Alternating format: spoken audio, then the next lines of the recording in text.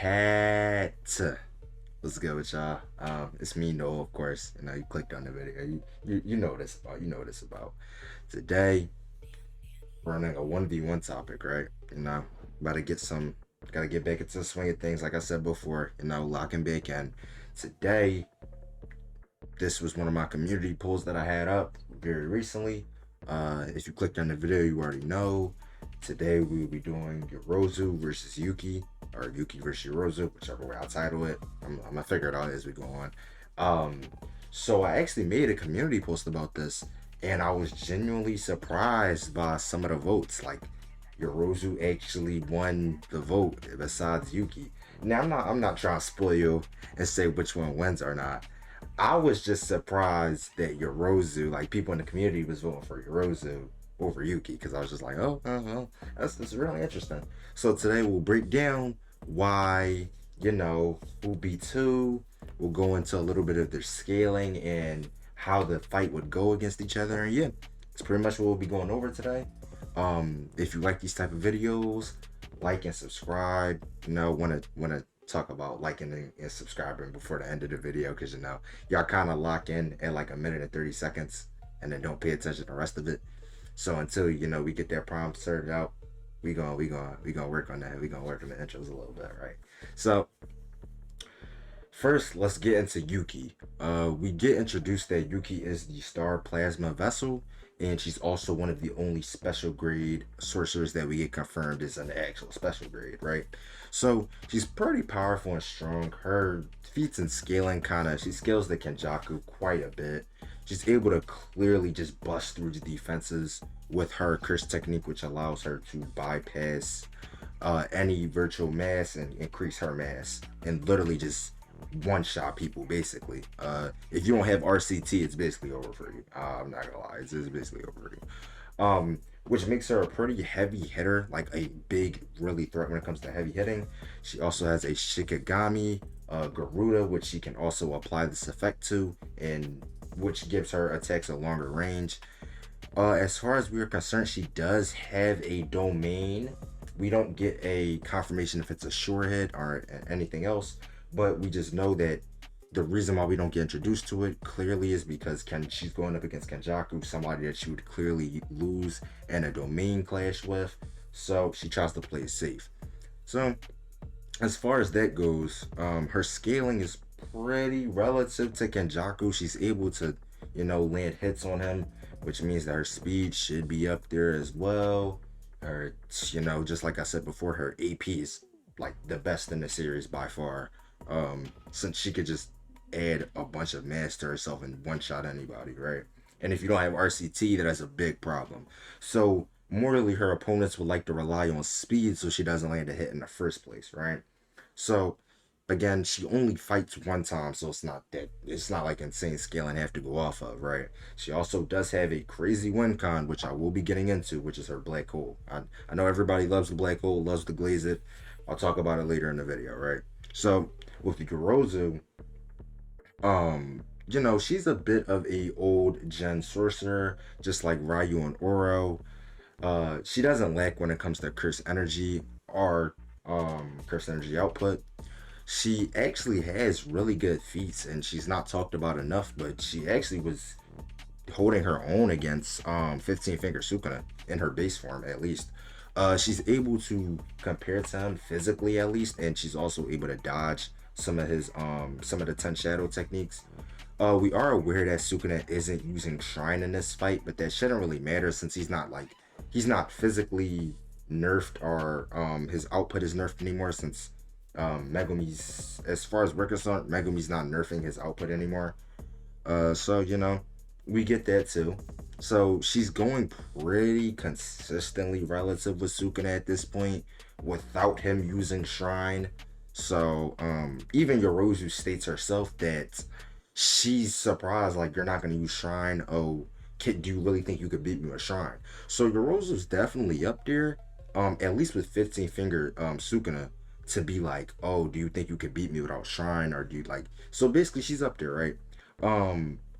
Now, even talking about further and going into her Mantis form, where she actually does start to just like blitz Sukuna sometimes. Like she blitzes him like twice, maybe three times. I think I'll show the scans on the screen so y'all can see. But like she does give him a little run for his money, right? So now to compare these two, if we're talking about their physicals, it's pretty clear that Yorozu would probably be slightly faster than Yuki. I probably would go a little bit further to say a little bit more faster. The gap between them shouldn't be like humongous, but it definitely should be a gap, right? Since we have Yuki is only comparable, we can only really compare her to Kenjaku in speeds, which Kenjaku would probably be slightly above her since he was still able to avoid most of her attacks. But Yorozu is able to go relative, if not press Sukuna in her mantis form. Even without her mantis form, she was still able to at least keep up with him. So we gotta give the speed edge to her. Of course, the AP edge would go to Yuki, since I mean, bro, come on, like she's nuking. She's probably nuking niggas with her just normal punches alone. Like her mass technique is really underrated because she really just can blow by limbs like it's nothing. So no reinforcement is gonna help with that, right? So and those two comparisons, those two physically compare against each other kind of odd. Uh in terms of their curse techniques, I forgot to mention the Rose curse technique is construction, where with enough practice and everything, she can construct anything she knows. To clear that up, she only in character uses it as a liquid metal and just uses it like that, right? But to talk about how they would pair up against each other, Yuki most likely wouldn't be able to get her, normal hit off to actually do really good damage due to the fact that Yorozu would be a pretty good bit faster than her. So that kind of leaves the issue of landing an actual hit. So that's probably the only issue with that. She probably could get on the defense and possibly react to Yorozu on the slight edge. They should be low end reaction time for her. So should be able to somewhat react to her. Her Shikigami probably wouldn't help in this instance, just again due to the fact that the speed difference is kind of noticeable. As far as domain clashes go, with the old gen sorcerers, I'm pretty sure they are pretty experienced, and as far as we're concerned, she's actually pretty skillful when it comes to domains. We are aware though, Yuki does have simple domains, so she does have somewhat of a counter to normal domains and sure hits, right? But the biggest issue with both of these two characters are the black hole and the spear, right? As you're aware, Yorozu can make a spear that is pretty much broken. She probably would have killed Sukuna with it if it wasn't for Mahoraga. So with the spear, if she so happened to beat your Yuki in a domain clash, which I mean is very possible if she does decide to domain clash, that would mean that that short hit would go through, and yeah, it's up for Yuki. She's going right now. While I think that Yuki probably wouldn't even get a chance to use her black hole, or the spear wouldn't even be necessary in general, is because Yorozu, when she goes into her mantis form, is just able to genuinely press Sukuna and put him on the ropes and like really beat him in terms of physical stats. So at that point, it's like, would she even get a chance to be able to, use her black hole because she'd be too busy healing with RCT? She'd still be getting pummeled. Like, would Yorozu really give her time to even use these moves, right?